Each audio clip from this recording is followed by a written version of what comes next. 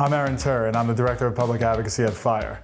We're going to watch a video of Nikki Haley's ideas for regulating social media. Every person on social media should be verified by their name. The government can't force social media users to reveal their identities because the First Amendment protects the right to speak anonymously.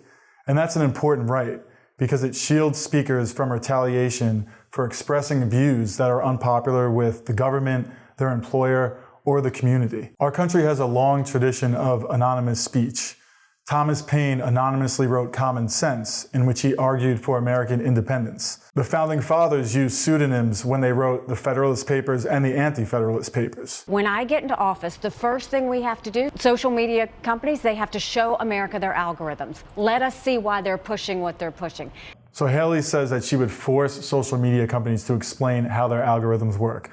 FIRE supports some transparency efforts, such as requiring government to disclose its communications with social media companies. That way we can know when the government is strong-arming social media platforms into censoring user speech. But that's much different from mandates on the platforms to explain how they organize and display content. Mandates that often have the goal of pressuring platforms to moderate content the way the government wants them to.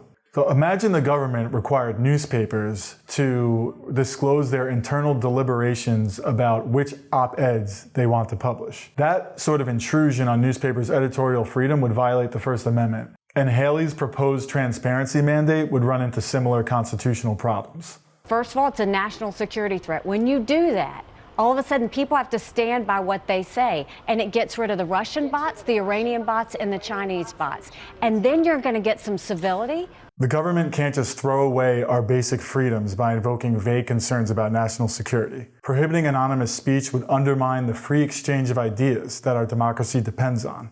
Haley later walked back her comments, saying she doesn't mind Americans speaking anonymously, only people living in countries like China and Russia.